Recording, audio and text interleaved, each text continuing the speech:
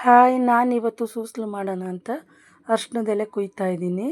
ಹಬ್ಬ ಟೈಮಲ್ಲಿ ನನಗೆ ಟೈಮ್ ಇರಲಿಲ್ಲ ಸೂಸ್ಲು ಮಾಡೋಕ್ಕೆ. ಹಾಗಾಗಿ ನನಗೆ ಅವತ್ತು ಮಾಡೋಕ್ಕಾಗಲಿಲ್ಲ. ನಾನು ಮನೆ ದೇವ್ರಿಗೆ ಹೋಗ್ಬಿಟ್ಟಿದ್ದೆ. ಇವತ್ತು ಮಾಡೋಣ ಅಂಥೇಳಿ ಬೆಳಗ್ಗೆನೇ ಎದ್ದು ಮನೆ ಕೆಲಸ ಎಲ್ಲ ಮುಗಿಸಿ ಎಲೆ ಕುಯ್ತಾ ಇದ್ದೀನಿ. ನಮ್ಮ ಮನೆ ಮುಂದೆ ಜಾಗ ಇರೋದ್ರಿಂದ ಸ್ವಲ್ಪ ಅರಶಿಣದ ಎಲೆನ ಹಾಕ್ಕೊಂಡಿದ್ದೀವಿ. ಹಾಗಾಗಿ ನಮಗೆ ಮನೆಗೆ ಎಷ್ಟು ಬೇಕೋ ಅಷ್ಟು ಎಲೆ ಸಿಗುತ್ತೆ, ಸಾಕು. ಇನ್ನೊಂದು ಸೈಡಲ್ಲಿ ಒಂದು 4 ಗಿಡ, ಈ ಕಡೆ ಒಂದು 4 ಗಿಡ. ನಂಗೆ ಎಷ್ಟು ಬೇಕಷ್ಟು ನೋಡ್ಬಿಟ್ಟು ಕುಯ್ಕೊಂಡೆ. ಚೆನ್ನಾಗಿರೋ ಎಲೆನ ಆಯ್ಕೊಂಡು ಅದರಲ್ಲಿ ಎಷ್ಟು ಬೇಕಷ್ಟು ನೀಟಾಗಿ ಕುಯ್ಕೊಂಡಾಯಿತು. ಕುಯ್ಕೊಂಡಾದಮೇಲೆ ಇದನ್ನು ಒಂದು ಬೇಷನ್ಗೆ ಹಾಕಿ ತೊಳಿಬೇಕು ನೀಟಾಗಿ. ಯಾಕಂದರೆ 2 ಸೈಡೂ ಮಣ್ಣು ಸೇರ್ಕೊಂಡಿರುತ್ತೆ.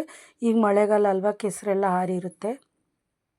ಹಾಗಾಗಿ 2 ಸೈಡು ತೊಳ್ಕೊಬೇಕು. ತೊಳ್ಕೊಂಡ್ರೆ ಮಣ್ಣೆಲ್ಲ ಹೋಗಿ ನೀಟಾಗಿ ಆಗುತ್ತೆ ಎಲೆ. ಕಡ್ಬಿನ ತಪ್ಪಲೆಯಲ್ಲಿ ಬೇಯಿಸುವಾಗ ಒಂದಕ್ಕೊಂದು ಅಂಟ್ಕೊಂಡ್ರೆ ಮಣ್ಣು ಅಂಟಿದ್ರೆ ಚೆನ್ನಾಗಿರಲ್ಲ. ಹಾಗಾಗಿ ನೀಟಾಗಿ ತೊಳೆದು ಒಂದು ಕಡೆ ಇಟ್ಕೊಂಡೆ. ಹಾಗೆ 3 ಅಚ್ಚ ಬೆಲ್ಲನ ತುರ್ಕೊಂಡಿದ್ದೀನಿ, ಚಾಕುಲೇ ತುರ್ಕೊಂಡಿದ್ದೀನಿ. ಮತ್ತು ಎಳ್ಳನ್ನು ತಂದಿದ್ದ ಅಂಗಡಿಯಿಂದ ಹಂಗೇ ಹಾಕಬಾರ್ದು, ಯಾಕಂದರೆ ಅದರಲ್ಲೂ ಕಲ್ಲು ಮಣ್ಣು ಇರುತ್ತೆ. ಸೋಸಿದ್ರು ಕೂಡ ನಾವು ಒಂದು ಸಲ ಕ್ಲೀನ್ ಮಾಡ್ಕೊಳ್ಳೋದು ಒಳ್ಳೆಯದು. ನಾನೇನು ಮಾಡಿದೆ, ನೀರಲ್ಲಿ ಸೋಸ್ಕೊಂಡು ಅದನ್ನು ಜಾಲಿಸ್ಕೊಂಡಾದಮೇಲೆ ಬಾಣಲಿ ಬಿಸಿ ಇಟ್ಬಿಟ್ಟು ಅದರೊಳಗೆ ಹಾಕ್ಕೊಂಡು ತೇವಾಂಶ ಎಲ್ಲ ಹೋಗುವಾಗೆ ಹುರ್ಕೊಂಡು ನೋಡಿ, ಈಗ ರೆಡಿ ಆಯಿತು. ಪಟ ಪಟ ಅಂತ ಸಿಡಿತಾ ಇದೆ ಎಳ್ಳು.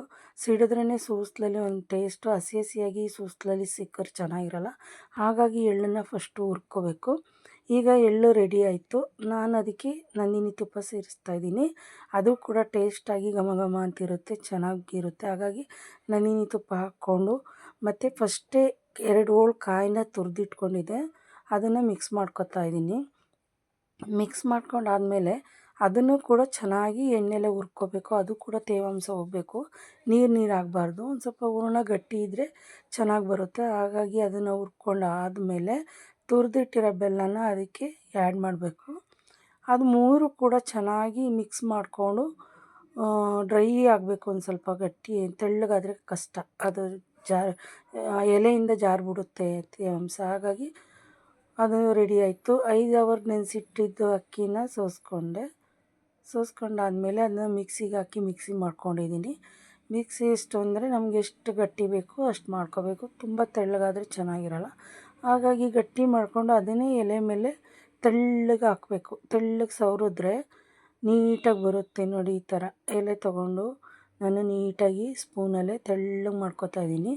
ಅದು ಮಂದ ಆಗಬಾರ್ದು, ಅಕ್ಕಿ ಹಿಟ್ಟು ಮಂದ ಆದರೆ ತಿನ್ನೋಕ್ಕೆ ಚೆನ್ನಾಗಿರಲ್ಲ. ತೆಳು ಬಂದರೆ ತುಂಬಾ ಚೆನ್ನಾಗಿರುತ್ತೆ. ಹಾಗಾಗಿ ಸೆಂಟ್ರಿಗೆ ಹೂರಣ ಹಾಕ್ಕೊಂಡು ಅದನ್ನು ಫೋಲ್ಡ್ ಮಾಡಿ ಫಸ್ಟೇ ಕಡ್ಬಿನ ತಪ್ಪಲೆಯಲ್ಲಿ ನೀರಿಟ್ಟು ಬಿಸಿ ಮಾಡಿದ್ದೆ.